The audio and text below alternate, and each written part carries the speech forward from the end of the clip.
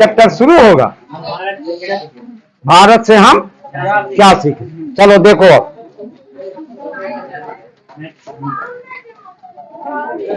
किताब देखो, आंखें किताब पर और ध्यान इधर। चलो देखो अब ये है मैक्स मूलर, इनका वास्तविक नाम था फ्रेडरिक मैक्स मूलर, और ये मैक्स मूलर विश्व के इने गिने विद्वानों में से एक, विश्व के इने गिने विद्वानों में से एक मैक्स मूलर, जो जर्मनी के निवासी थे, जर्मनी के रहने वाले थे, और उन्होंने अपना भाषण यह दिया कि भारत से हम क्या सीखें। इसकी उपयोगिता इसलिए भी अधिक है कि आज हम भारत के निवासी हैं, हम भारत के निवासी हैं, लेकिन इस भारत के प्रति हमारे मन में उतनी श्रद्धा का भाव नहीं। और एक जर्मनी का रहने वाला, वो भी साधारण व्यक्ति नहीं, विश्व के इने गिने विद्वानों में से एक, और वह विद्वान भारत के प्रति उसके मन में इतनी बड़ी आस्था थी, इतना अधिक स्नेह था कि उसे दुनिया वाले कहते थे कि ये भारत भक्त है। किनको? Max Muller. मैक्स मूलर को लोगों ने भारत भक्त कहा।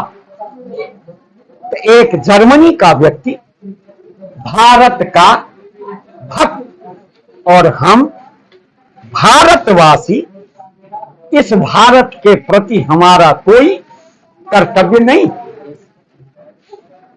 इन्होंने यही बताया कि भारत एक ऐसा देश है जिसने दुनिया को अपनी सभ्यता से सभ्य बनाया। आज भी भारत बहुत कुछ सीखने और जानने के योग्य है। इसलिए इन्होंने लिखा भारत से हम क्या सीखें। मतलब बहुत कुछ हम सीख सकते हैं। कहां से? आप जो सीखना चाहो, जिस विषय में, जिस शास्त्र में, जो भी आप सीखना चाहो, भारत आपको सब कुछ सिखलाने में आज भी समर्थ है। आज भी समर्थ। आवश्यकता है आपका दृष्टिकोण। आप इसके बारे में सोचते क्या हो, आपकी समझ क्या है। तो जैसी समझ होगी बाबू, वैसा आपको ये दिखेगा। जाकी रही भावना जैसी, प्रभु मूरत देखी तिन तैसी।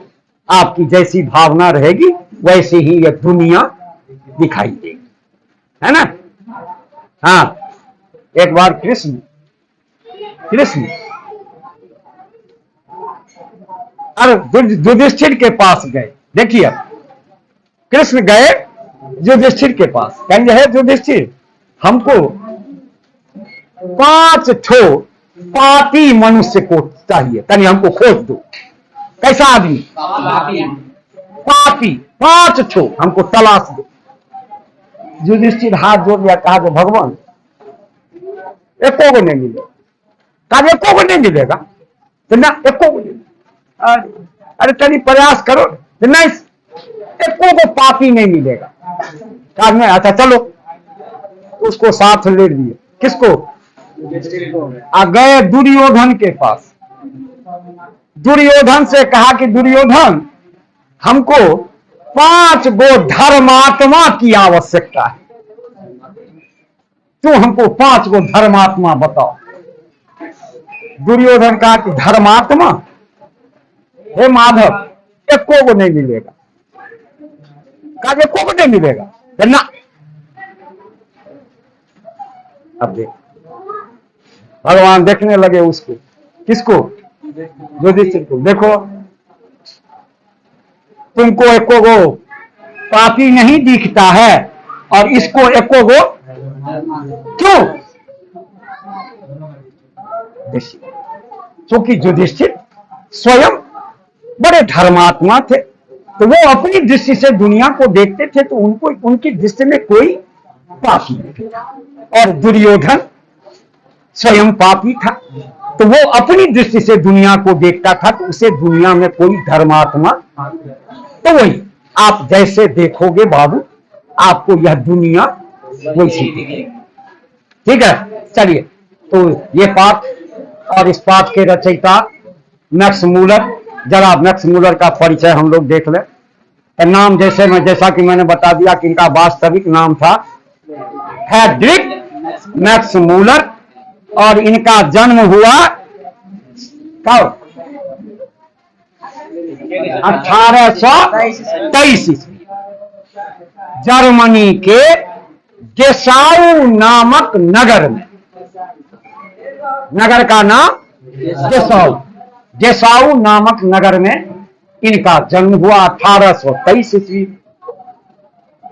दुर्भाग्य, जब ये 4 वर्ष के थे, मात्र 4 वर्ष की अवस्था में इनके पिता, जिनका नाम था विल्हेल्म मूलर, क्या नाम था? विल्हेल्म मूलर, उनका निधन हो गया। मात्र इनकी उम्र 4 वर्ष। अब सोच सकते हैं कि जिस घर में 4 वर्ष का बच्चा हो और पिता का देहांत हो जाए, उस घर की आर्थिक स्थिति क्या हो। इनके घर की भी आर्थिक स्थिति बहुत ही बिगड़ गई, लेकिन इनकी शिक्षा दीक्षा में कहीं कोई रुकावट नहीं। ये बचपन से ही बड़े मेधावी थे और बचपन में ही इन्होंने ग्रीक और लैटिन संगीत इनके जीवन से जुड़ा हुआ था। बचपन से ही संगीत से शौक था, तो बचपन में ही इन्होंने संगीत के अतिरिक्त ग्रीक और लैटिन, इन दोनों भाषाओं में निपुणता प्राप्त कर ली थी, एकदम निपुण हो गए थे। और लैटिन भाषा में कविताएं लिखते थे। बचपन में लैटिन भाषा में ये कविताएं लिखते थे, ये क्षमता थी। जब ये 18 वर्ष के हुए, हम पढ़ चुके हैं कि ये 2 भाषाओं के ज्ञाता हो गए थे। कौन कौन भाषा? ग्रीक और लैटिन। वैसे बाबू, अभी इस संसार में कितनी भाषाएं हैं पता है? कुल पूरी दुनिया में अभी 2796 भाषाएं हैं। अभी 2796। इन 2796 भाषाओं का अगर हम अध्ययन करें, 2796, ठीक है, तो इन सभी भाषाओं के बारे में हम अगर जानना चाहें, तो तुम अगर अपने खोज को जाते जाते तुम जाओगे वहां अंत में, तो वहां तुम्हें 2 भाषाएं मिलेंगी। अंत में, अंत को या शुरू कहो उसको, जहां से ये सारी भाषाएं आई, वहां जब जाओगे तो तुम्हें वहां मिलेगी 2 भाषा, एक संस्कृत, दूसरी लैटिन। संस्कृत और लैटिन। तो लैटिन के तो ये ज्ञाता हो गए थे, तो इनको ये देख पढ़े कि भाई लैटिन से भी प्राचीन कहें या उसके समकालीन कहें, एक भाषा और है इस संसार में, वह है संस्कृत। इसलिए 18 वर्ष की अवस्था में मैक्स मूलर महोदय संस्कृत पढ़ने के लिए जर्मनी के लिपजिंग विश्वविद्यालय में अपना नामांकन कराया। लिपजिंग जर्मनी में कौन विश्वविद्यालय? लिपजिंग। पढ़ना क्या था? संस्कृत। उस संस्कृत को पढ़ने के लिए इन्होंने उस विश्वविद्यालय में अपना नामांकन कराया और संस्कृत का अध्ययन शुरू किया। और संस्कृत का अध्ययन करने के बाद ये संस्कृत में इतने अच्छे विद्वान बने कि सबसे पहले इन्होंने संस्कृत का एक बहुत ही प्रसिद्ध कथा ग्रंथ है, नाम सुना होगा शायद, हितोपदेश।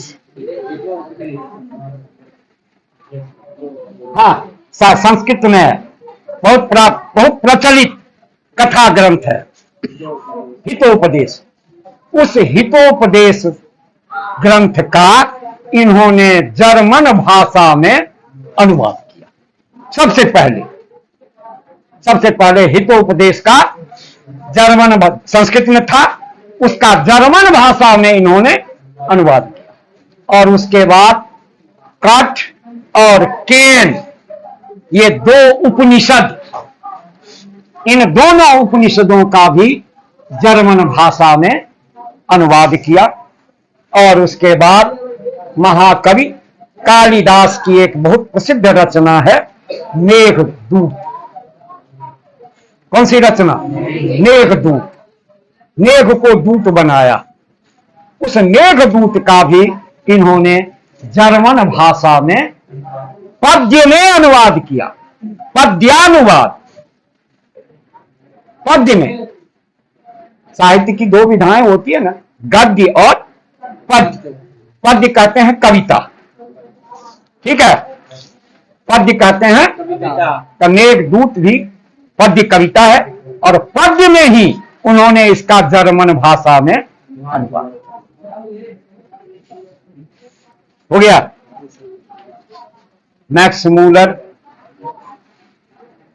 पाश्चात्य देशों के, पश्चिमी देशों के विद्वानों में एक ऐसे विद्वान हैं जिन्होंने भारतीय संस्कृति को, भारतीय मनीषियों को, भारतीय ज्ञान को, भारतीय वेद को उन्होंने विश्व के लिए एक आवश्यक तत्व माना। और इसलिए स्वामी विवेकानंद ने मैक्स मूलर को वेदांतियों का भी वेदांती कहा। किसने? वेदांती समझते हैं? वेदांती कहते हैं वेदों के ज्ञाता। वेदों के ज्ञाता को कहा जाता है। और मैक्स मूलर के बारे में स्वामी विवेकानंद ने क्या कहा कि ये वेदांतियों के भी वेदांती। एक तो वे हुए वेदों के ज्ञाता और ये उनके भी ज्ञाता। ये और साधारण व्यक्ति नहीं, यह कहा स्वामी विवेकानंद मैक्स मूलर के बारे में। भारत भक्त,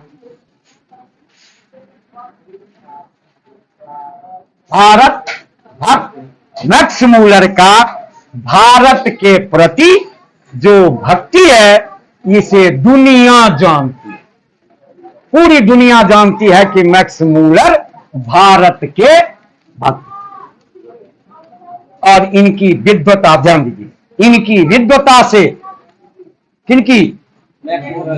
मैक्स मूलर की विद्वता से प्रभावित होकर तत्कालीन ईस्ट इंडिया कंपनी की जो महारानी थी, महारानी विक्टोरिया। कौन? महारानी विक्टोरिया ने मैक्स मूलर को अपने राजभवन में आमंत्रित किया कि आप आवें और एक व्याख्यान दें। विषय था कि संस्कृत और वेदों से यूरोपियन भाषाओं का क्या संबंध है, यही विषय था। संस्कृत और वेदों से यूरोपियन भाषाओं का क्या संबंध है, इसी विषय पर व्याख्यान देने के लिए महारानी विक्टोरिया ने मैक्स मूलर को आमंत्रित किया और ये गए। ईस्वी दिया होगा शायद 1800, देखो कुछ है 1868, 1868 ईस्वी में ये गए वहां इंग्लैंड और इन्होंने अपना भाषण दिया और कहते हैं कि उनके भाषण से महारानी विक्टोरिया इतनी प्रभावित हुई कि उन्होंने इन्हें नाइट की उपाधि दी। हाँ, किनको? किसने? महारानी, हाँ महारानी विक्टोरिया ने इन्हें नाइट की उपाधि, लेकिन इनको यह उपाधि बहुत तुच्छ लगी, बहुत छोटी। हाँ, इसलिए इन्होंने उस उपाधि को वापस कर दिया, उन्हें हाँ दे हो गया। तो ये है मैक्स मूलर। अब उनका यह एक भाषण, अब देख लीजिए, यह एक भाषण है, जो भाषण उन्होंने भारतीय सिविल, ध्यान दीजिए, भारतीय सिविल सेवा के लिए चयनित युवा अंग्रेज अधिकारियों के लिए अपना यह भाषण तैयार किया था। बात समझ में नहीं आई होगी। आप बाबू तुम इसको ऐसे जान लो कि ये कब की बात है, 19वीं शताब्दी, 1800 कुछ ईस्वी। उस समय भारत में किसका शासन था? अंग्रेजों का शासन था। अब हम सब जानते हैं कि अंग्रेजों का जो यहां शासन था, तो अधिकारियों का चुनाव वहां होता था। कहां? इंग्लैंड में। और वहीं से अधिकारियों का चयन करके उनको वहां से भेज दिया जाता था यहां, कहां? भारत, शासन करने के। यही जो भारतीय सिविल सेवा, जिला के जो मालिक होते थे, भारतीय सिविल सेवा के लिए जो जिनका चुनाव हो गया था, चयन कर लिया गया था, वे युवा अंग्रेज अधिकारी जो कुछ दिनों में भारत आने वाले थे, आए नहीं थे, हाँ अभी आने वाले थे, उन्हीं को मैक्स मूलर ने अपना यह भाषण, याद रहेगा किनको दिया था यह भाषण? भारतीय सिविल सेवा के लिए चयनित युवा अंग्रेज अधिकारियों, वो भी इसलिए कि वे कहां के थे निवासी सब? नहीं, ये अधिकारी सब इंग्लैंड के। उनको आना पड़ रहा था भारत नौकरी के लिए। बहुत सी बात है, उनके मन में ये बातें आ सकती थी कि कहां इंग्लैंड, कहां भारत है, कि हमको जाना पड़ेगा भारत। पता नहीं कैसा देश होगा, किस तरह के लोग होंगे, कैसी सभ्यता संस्कृति होगी, अपने आप को मैं वहां रख सकूंगा या नहीं, या तो बहुत से लोग होंगे जो कुछ आगे और अध्ययन करना चाहते होंगे, तो उनको लगता होगा कि तो हमको सजा मिल गई, सजा मिल गई ना कि आप इंग्लैंड को छोड़िए, जाइए कहां। तो हो सकता है कि उनके मन में हीन भावना आवे, इसलिए मैक्स मूलर ने अपने इन भाषण के द्वारा उन अंग्रेज अधिकारियों को प्रोत्साहित किया, उन्हें समझाया, उन्हें ढाढ़स दिया, बल्कि यूं कहिए कि उनके हौसले को बढ़ाया कि आप कभी मन में यह मत सोचो कि आपको भारत जाना पड़ रहा है। आप यह सोचो कि सौभाग्य ने आपको यह समय दिया, या आप अपने भाग्य की सराहना करो कि आपको भारत जैसे देश में जाने का अवसर मिलेगा। भारत जा रहे हो आप, आइए गर्व की बात समझो, तुम अपने आप को पर गर्व करो कि तुम उस देश में जा रहे हो जहां तुम्हारे पूर्वज थे, वहीं से तुम्हारे पूर्वज यहां आए हैं, तुम उस देश को जा रहे हो। इसलिए कभी मन में यह मत सोचो कि हमें ज्ञान के क्षेत्र से अलग करके हमको निर्वासित कर दिया गया है।